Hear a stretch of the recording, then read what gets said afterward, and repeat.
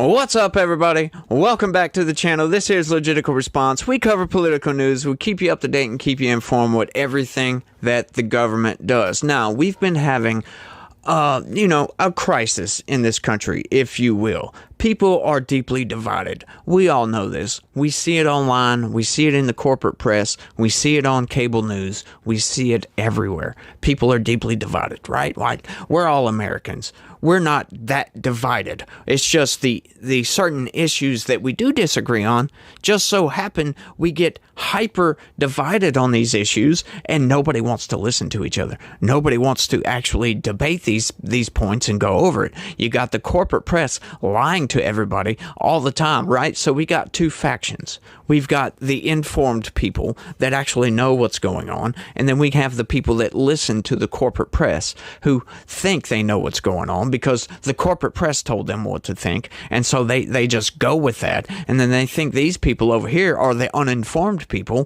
when actually these people over here are the informed people, and they know what's going on, and they're not listening to the corporate press because they look up facts, they look up all this stuff, and they see that the corporate press is lying, and they see all these things going on, and they're like, hey, this makes no logical sense. So you got these two people, they're trying to talk to each other because they both think the other side is uninformed, right? Like, and it could be that way, that they're both missing the point. Totally. But that's not it. They're not listening to each other. We're not going back and forth. We're not having honest discourse. How condescending was Obama? I couldn't stand to watch that guy. He just looked down on top of everybody. Trump will get down in the dirt and work with you. So Obama you would never have respect. done that. You want respect, but you have a president who takes on women, minorities, everything but white And you know what? males. He won the attacks. election. And he won. He didn't get and the you guys popular can't vote. handle that. He didn't. I don't know why he's racist. No, You why have do to you ask see it him. that way? Why do black people hate Because he sits up and he says all those Mexicans are rapists and murderers. He's Okay, and then, yes, he did say that. Yes, he He said did. they're sending Can the I finish worst my? I among didn't them. say that. You're talking about. I'm talking about when he was running. Yeah, I Can know. He finish my said point? they send And I the get this worst on my phone among every them. day. Some of them Can I are finish? rapists. Some You're of them are asking drug me. dealers and You're- murderers. They asked me what I feel. Like, that lady just said it all, right? Like, that you could see the two different factions that I'm talking about right there, right? Like, we've got people that are informed, and we've got the other side that's not informed, right? Like, they went with the corporate press narrative, right? Like, Trump is a racist. Trump said this about Mexicans. No, he said some of them, right? But she won't listen to that.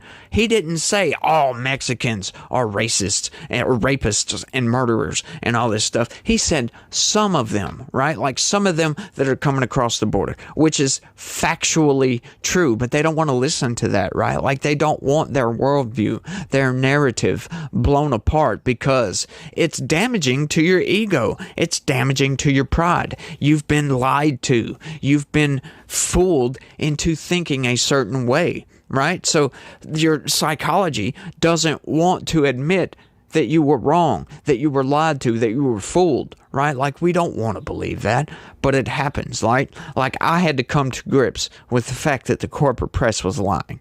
I saw story after story after story, and now it's just an everyday normal thing for the corporate press to lie to us. Right? So I don't believe nothing. I get on there and I take time. I research a lot of this stuff. Like, everything I say on here, I've researched over and over and over. My opinions do change on certain things. So you've got these two factions of people going at each other's throats constantly, right? And nobody's listening to each other. Nobody's listening to each other. But it's mostly because one side is getting fed lies and then they believe it. Right? Like, and they're not doing their due diligence to look this up. When you got the other side, they don't know how to communicate that, hey, you've been lied to. They're not telling you the truth. They don't have the facts to bring up and prove it to them outright right then and there. So they're just going to think, oh, but these people are just bigots and liars. Right? Because that's what the corporate press has told them, that, oh, don't listen to these people. They're Putin propagandists. And the younger people are looking at this like, what the hell is really going on here? And nobody has faith in the system anymore. Is our democracy in danger of failing? Raise your hands if you say yes. Wow, I'm shocked at how many. Does anyone here, by a show of hands, think our democracy is truly strong? You got 2 people, that's it. So they just go in with a narrative and they don't tell these people the truth, right? Like they're constantly screaming about democracy. Well, hang on. What do you mean democracy? We're not a democracy. We do use democratic means to vote in our representatives, but we are a constitutional republic. So they should be saying, is the republic in danger of faltering?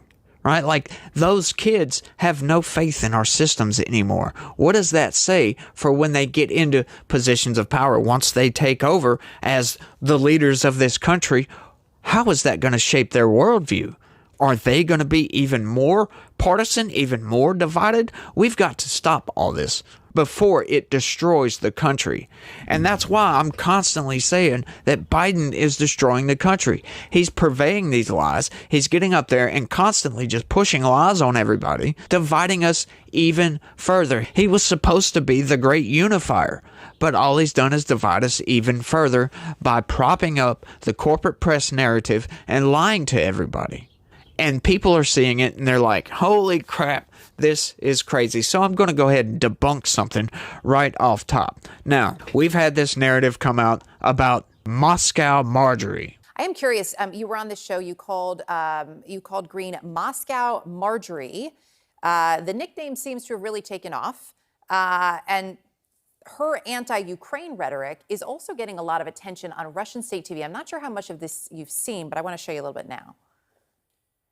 Тут вопрос не в Джонсоне, Конгрессом руководит не спикер Джонсон. The issue is not with Johnson. Speaker Johnson is not the one who's running Congress. Marjorie Taylor Greene is running Congress. Everyone is afraid of her. Выйти из альянса призывает Congresswoman Marjorie Taylor Greene. Congresswoman Marjorie Taylor Greene is proposing for the U.S. to withdraw from NATO. She believes that Americans should help Putin win.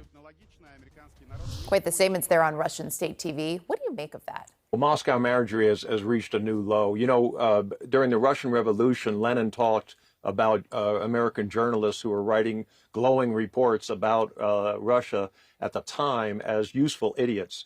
And I don't even think that Marjorie reaches that level of being a useful idiot here. She is just mouthing the Russian propaganda and really hurting American foreign policy in the process. She's acting completely irresponsibly. And again, when history looks at this period of time, Russia invaded Ukraine. Ukraine is fighting for its freedom, and we should be with the freedom fighters in this war. Now, I don't know why that Russian television person would say that Marjorie Taylor Greene is running Congress. She's one person. She can't run Congress, right? But what these people do, and this is the narrative that they push, right? Just because you don't want to fund a foreign war, and that's all she's saying. Go through her Twitter account, right, her X feed, and look at all her posts. There's nothing pro-Russian about none of it at all. It's all pro-American, anti-war, anti-foreign intervention, anti-foreign funding. We need to focus on America, but these people, they want to take their narrative, right? So to prop up their narrative, to give you an emotional argument to latch on to and say, oh, they're trying to destroy the country. Well, let's just say that, if you don't support us funding foreign war and funding the killing of soldiers on the other side of the world, oh, you must be a Putin propaganda puppet, right? You must be promoting Putin's propaganda all the time. So you can't be anti-war and pro-American anymore, obviously, when it comes to this situation. It's just BS. Go look at her feed. She says nothing pro-Russian whatsoever at all. But that's what they're going to latch on to. That's what they're going to stick with. Because if they don't, their narrative blows apart. Right? So they can't see in between the lines that, hey, just because you don't want to fund a foreign war doesn't mean that you're for the other side winning. No, you just don't want to intervene in somebody else's BS, especially when we're spending money in a deficit. We're having to borrow money to fund a foreign war, folks. What is pro-Russian about that? Nothing whatsoever. But they have to make you believe if you're not pro-funding foreign war, that must mean you're pro-Russian because it blows their narrative apart, right? You can't be America first and not be pro-Russian. It makes no sense whatsoever. But they don't care about truth. They don't care about facts. They've said it before. We choose truth over facts. Are you ready to choose freedom over democracy? Because that's America. Yeah. Hey, let's go for freedom over democracy, right? Just like Joe Biden said the other day. Don't buy into the BS. Look at the mainstream narrative machine for what it is. They have to push this agenda that they have for some reason. I don't know why they're constantly lying. They're constantly pushing this agenda on everybody. Think for yourself. Think outside the box. Just because somebody says this one thing doesn't mean something totally different. Use some logic in your thought process. Think these things through. And don't let the corporate press push you into a corner to where you can't listen to an argument. You can't listen to somebody trying to tell you that's not true. Don't just say blah, blah, blah, blah, blah. Listen to these folks. Listen to the opposition. We need to come together. We need to have some discourse. Just because we're going back and forth arguing certain points doesn't mean that I hate you. Doesn't mean that I dislike you. As a matter of fact, when it comes to me personally, I like going back and forth. I have several people down in the comment section that I argue with back and forth all the damn time. And they listen to my arguments. Some of these people do. And we don't agree on a lot of things, right? Like, John, you know exactly who I'm talking about there.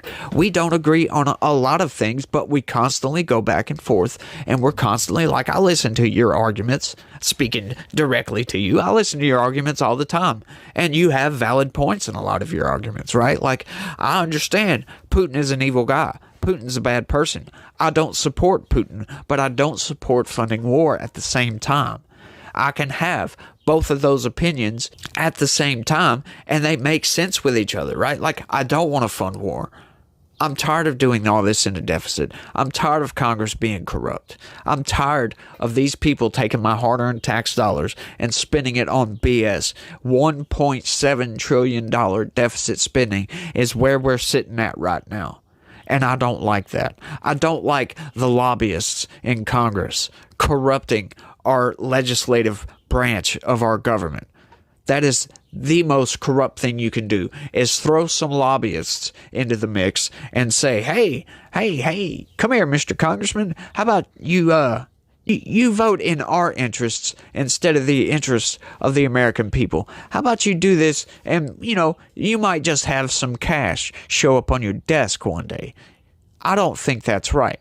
And that is what's happening in our country, especially, and it's on both sides, right? It's on the Democrat side and on the Republican side. As a matter of fact, you might say some Republicans are the worst in Congress because of that. Yeah, I'll get out there and say that. We have some very, very dirty Republicans. The Democrats, they're insane, but at least they're genuine with their insanity. Yeah, I don't agree with a lot of that stuff. But, there are bad people on both sides is what I'm getting at. So don't trust your politicians because they are voting and they are thinking and they are pushing narratives that are in the interests of the lobbyists, the interests of the big corporations. And to me, that's wrong. Right? Like, sure, listen to their arguments. But, when there's a lot of money, there's millions of dollars of lobbyist money into the mix, you can't trust what they're saying. But we need to come together. We need to have honest discourse. We need to talk to each other, for crying out loud, and not let it get into some sort of arguing match, right? Like, these things always devolve into a name-calling contest. Why is that? Why do you start calling somebody a racist and a bigot? Because you lost the argument. That's exactly why. So let's not devolve into some BS and let's all just get along. But that's all I got for this one. I want to thank everybody for watching, and y'all try to have a good day and stay legitical. Peace.